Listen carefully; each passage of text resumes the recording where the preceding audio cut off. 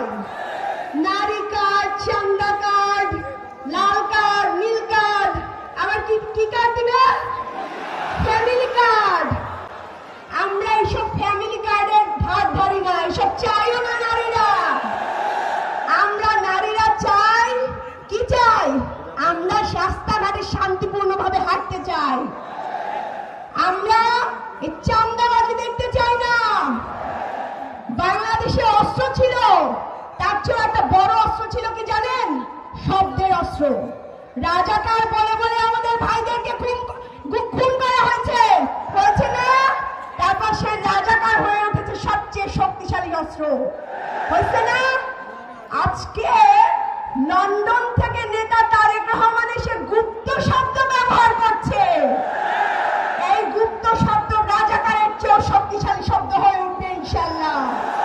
এই গুপ্ত শব্দ দিয়ে আমরা জোর দিয়ে ইনশাল্লাহ বিজয়ের পক্ষে নিয়ে যাবো ইনশাল্লাহ। শুনেন, এইসব শব্দের রাজনীতি খেলেন না, এগুলো শেষ হয়ে গেছে। আপনি যখন লন্ডন থেকে আসছিলেন, তারেক রহমান যখন লন্ডন থেকে আসছিলেন, তখন আমরা অনেক আশা নিয়েছিলাম যে উনি বোধহয় দেশের উন্নয়নমূলক কাজ করবেন, ভালো কথা বলবেন। কিন্তু তিনি এত কোন স্তরের কথা বলছে সেটা আমার বলতে দ্বিধা লাগছে। একজন নেতার মুখে, ওই স্তরের নেতার মুখে এরকম গুপ্ত শব্দ মানায় না। এইসব এক শব্দে হাসিনার পতন হয়েছে। আপনারা যদি এইসব শব্দ ব্যবহার করে মানুষকে ঠেকাতে চান, তাহলে কি হবে? জি, শব্দের পতন হবে ইনশাল্লাহ।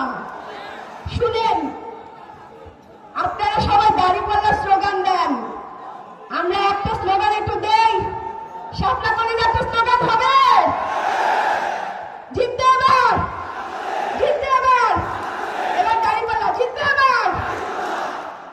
শুনেন ভাইরা, আমাদের জামাত ইসলামের ভাইরা আমাদের ভাইদের জন্য অনেক কষ্ট করছেন।